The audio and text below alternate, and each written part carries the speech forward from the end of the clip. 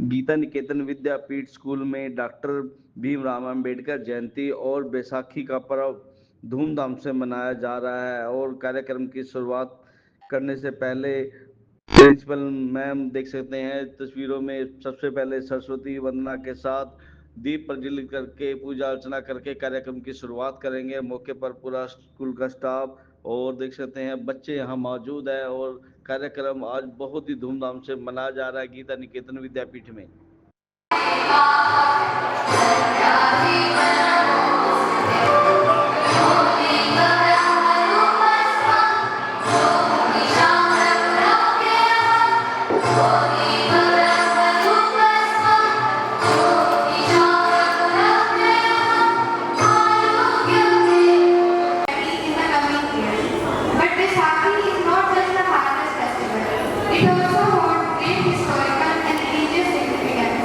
Especially for 6. On this day, 16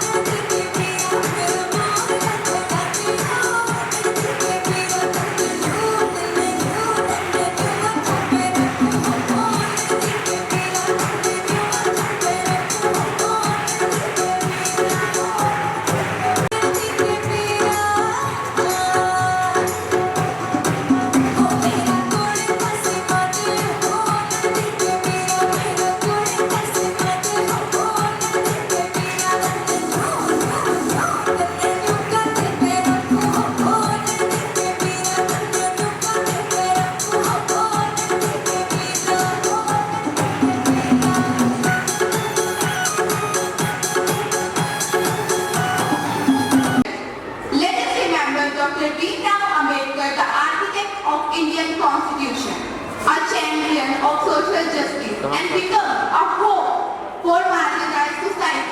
Acknowledge the significance of Ambedkar Jayanti, celebrated annually on 14th April, as a day to honor the birth of anniversary of Dr. Bhimrao Ambedkar. The Indian Constitution highlights that Dr. Bhimrao Ambedkar pivotal role as the chairman of the Constitution drafting committee and his profound contribution.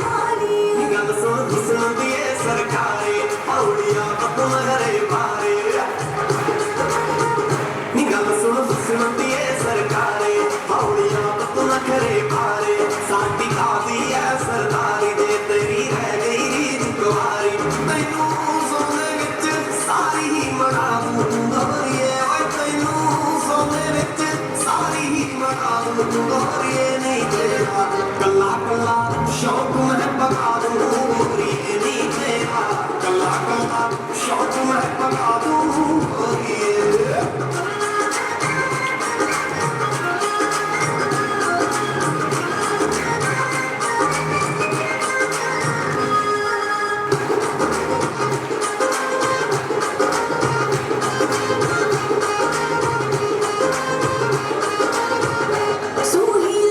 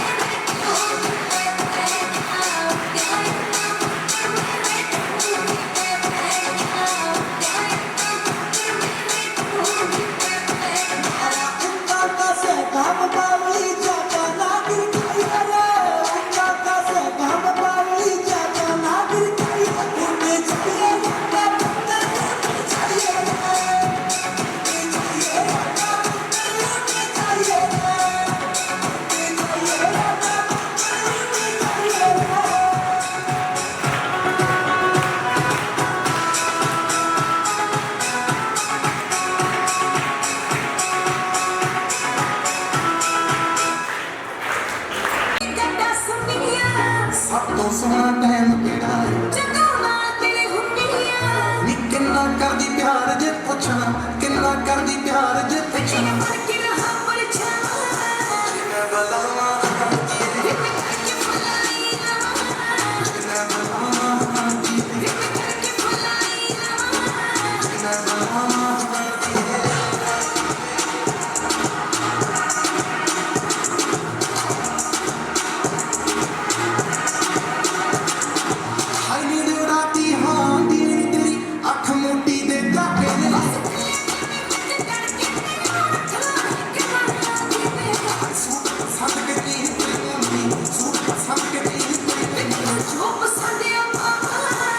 मैं बलावा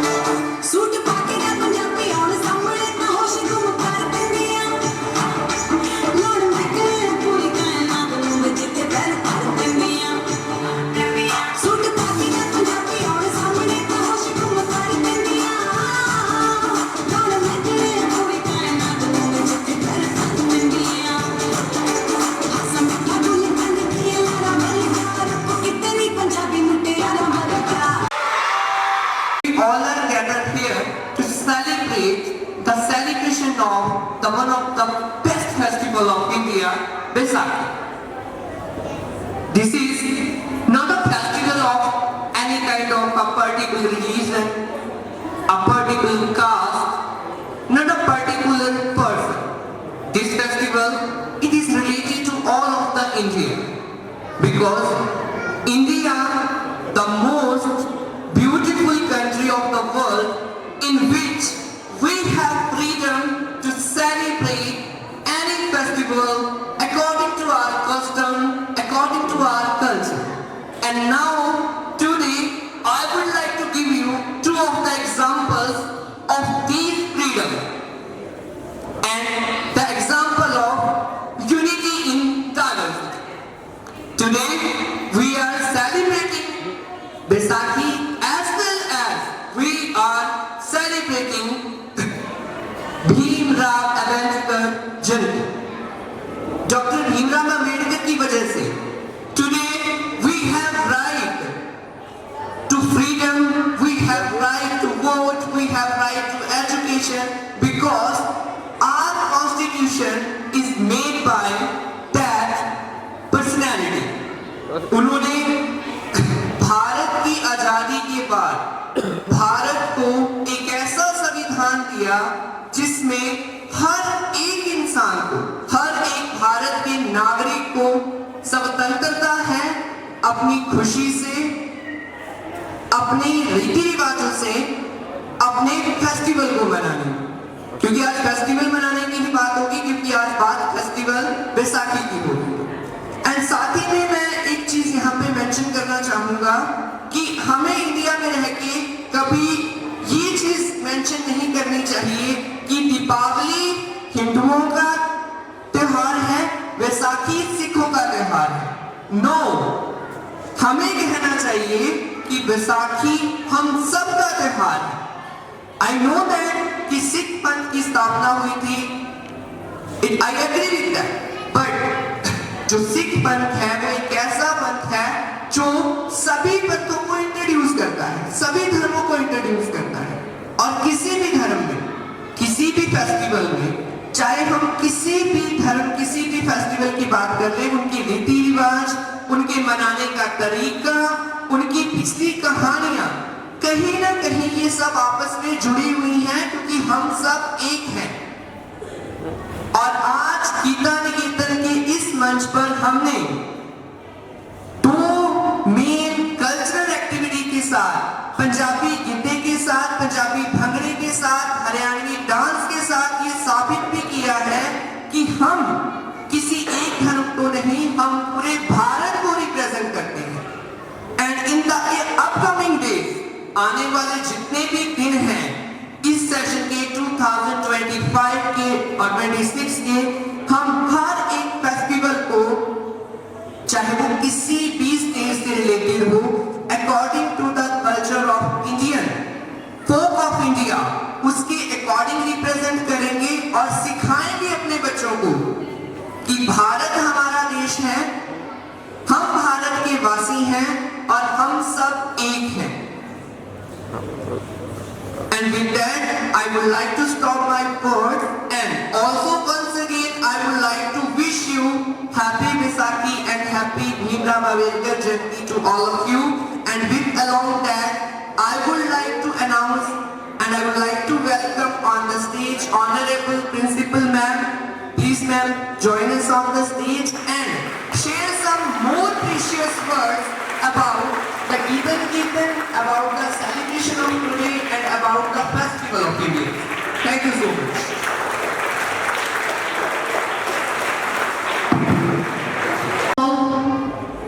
I would like to appreciate those students who participate today morning in different type of activities. I also appreciate the students who seated in front of the stage and patiently they cooperate the whole activities, participant in different type of movement. जैसे कि आप सभी जानते जानते भी हैं, और जैसा सुबह से एक प्रोग्राम के माध्यम से अलग अलग स्टूडेंट्स ने अपने आप को रिप्रेजेंट भी किया है, उसी में अगर देखा जाए, जैसा मनदीप सर ने भी बताया है कि जो बैसाखी का पर्व है पूरे भारतवर्ष में हर्षोल्लास के साथ मनाया जाता है। ये किसी एक जाति या धर्म को रिप्रेजेंट नहीं करता। जैसे सर ने बताया भी है कि 1699 में खालसा पंथ की स्थापना की गई थी गुरु गोविंद सिंह जी ने। जब उन्होंने खालसा पंथ की स्थापना की तो उनका मेन मोटिव क्या था कि खालसा पंथ किस उद्देश्य, किस मोटिव, किस गोल को लेकर उसकी स्थापना की गई थी कि ईमानदारी को रिप्रेजेंट करता है, ये उत्साह साहस को प्रदर्शित करता है।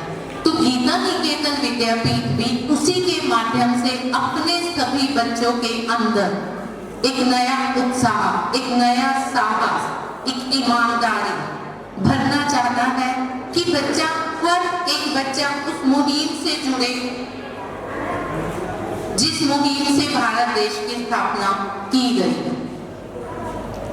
कुछ विद्यार्थी हमारे पुराने हैं जो पिछले साल से स्कूल से जुड़े हुए हैं, कुछ विद्यार्थी स्टूडेंट्स हैं जो इस साल स्कूल में आए हैं और उनके आने के बाद का ये पहला फंक्शन है। हम उन सभी का भी वेलकम करते हैं। Most welcome in the Gita Niketan Vidyapeeth all the students who come admission at the session of 2025 to 26। अगर हम बात करें, जैसा कि सर ने बताया है, एक ऐतिहासिक घटना भी बैसाखी के त्योहार से जुड़ी हुई है। आप सभी को उसके बारे में भी पता होना चाहिए और ज्यादातर मुझे लग रहा है पता भी होगा बच्चों को।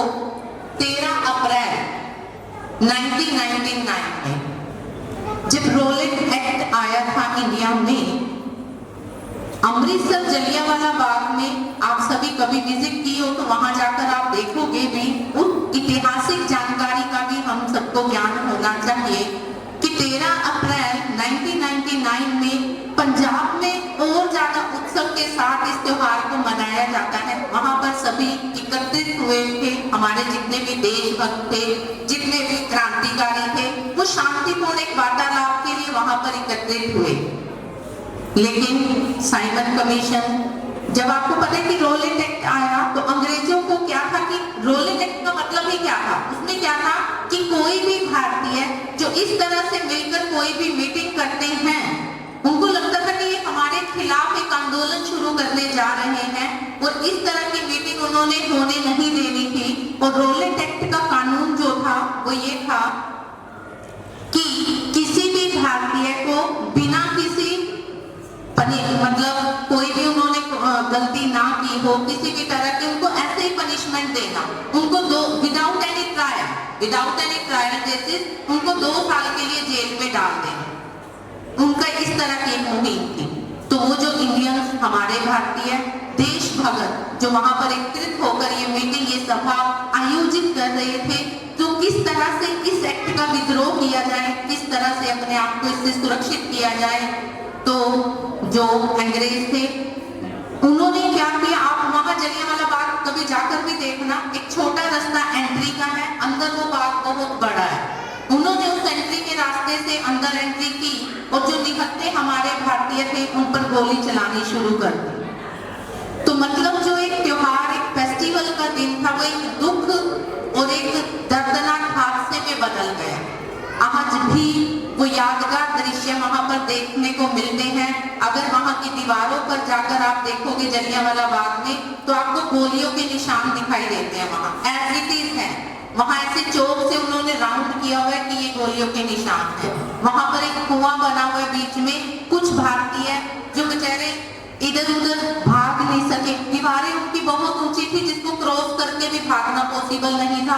उन्होंने कुएं में, उन्होंने सोचा कि अंग्रेजों की गोली से मरने के बजाय कुएं में कूदकर अपनी जान दे दी जाए। तो ये बात बताने का मेरा मोटिव क्या है कि आप देखो, हमें ये आजादी ऐसे ही नहीं मिली है, इसके लिए कितने बलिदान दिए गए हैं, कितनी माओं ने अपने बेटे खोए हैं, कितनी पत्नियों ने अपने पतियों का बलिदान दिया है। तो बड़े संघर्ष और बड़े बलिदान के बाद हमें आजादी मिली है। और अगर लीगली कानूनी तौर पर आजादी की बात करें तो वो हमें दिलाई थी डॉक्टर भीमराव अंबेडकर ने। 14 अप्रैल को डॉक्टर भीमराव अंबेडकर जयंती है। मतलब कानूनी तौर पर हमें एक अधिकार दिलाया कि हम कहाँ बोल सकते हैं, खड़े हो सकते हैं, हमें अपना जीवन चुनने का अधिकार है, हमें अपना रहने का स्थान चुनने का अधिकार है, हमें वोट डालने का अधिकार है, हमें किसी भी धर्म को अपनाने का अधिकार है। तो all these rights are given by the doctor Bhimrao Ambedkar by our constitution. हमारे संविधान के अंतर्गत ही हमें ये सब अधिकार मिले हैं। आज की अगर गतिविधियों की बात करें, बहुत ही शॉर्ट टाइम पीरियड पर हमारे पास समय की बहुत कमी थी। आपको भी पता है कि न्यू एडमिशन टाइम जो होता है, कुछ बच्चे पुराने आ रहे हैं, कुछ नए आ रहे हैं, एक रेगुलरिटी क्लासरूम में भी नहीं आ पाती। उसके बावजूद टीचर्स ने इतनी मेहनत की और आपने उनका साथ दिया कि आज का ये कार्यक्रम इतना सफल आयोजन हम कर पाए। आप सभी के लिए जोरदार क्लैपिंग की जाए।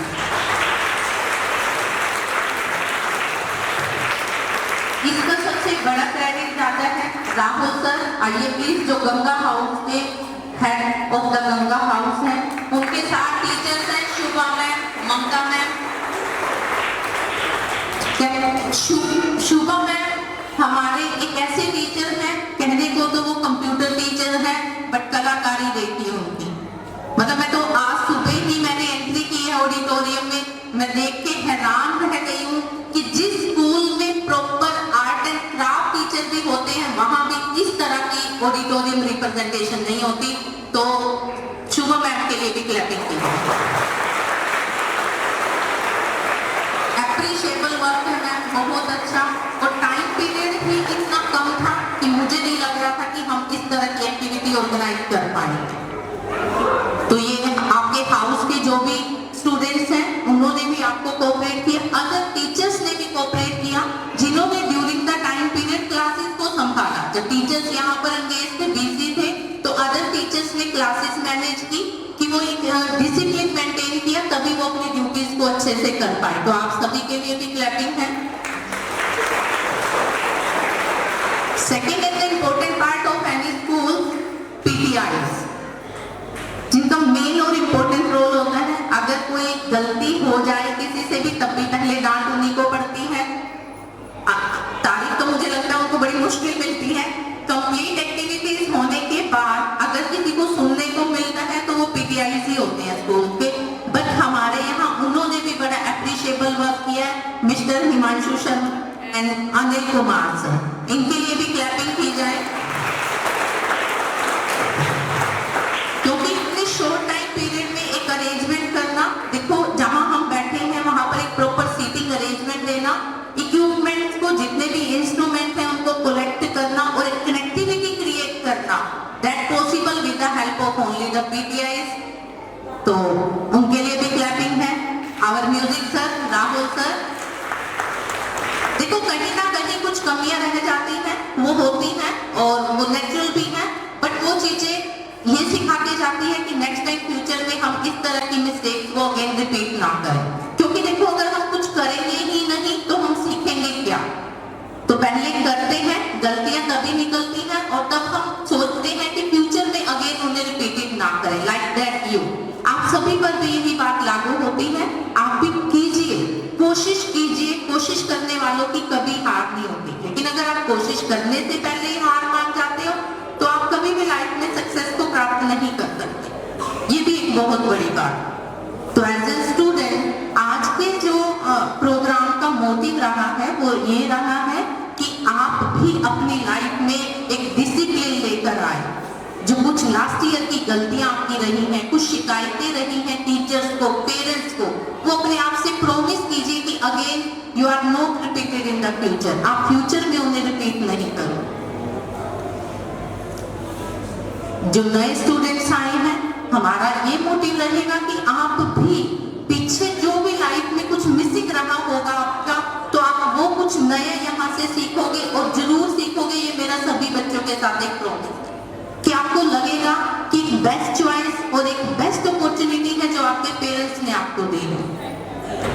और इसी कार्यक्रम के माध्यम से हम सभी निश्चित वासियों को भी वैसाखी पर्व की बधाई देना चाहते हैं, डॉक्टर भीमराव अंबेडकर जयंती की बधाई देना चाहते हैं और सभी को आमंत्रित भी करते हैं, इनवाइट भी करते हैं कि ज्यादा से ज्यादा संख्या में गीता निकेतन विद्यापीठ में आए और अपने बच्चों का एडमिशन कराएं और अपने बच्चों का भविष्य सुनहरा बनाएं। धन्यवाद। आप सभी का दिन शुभ रहे।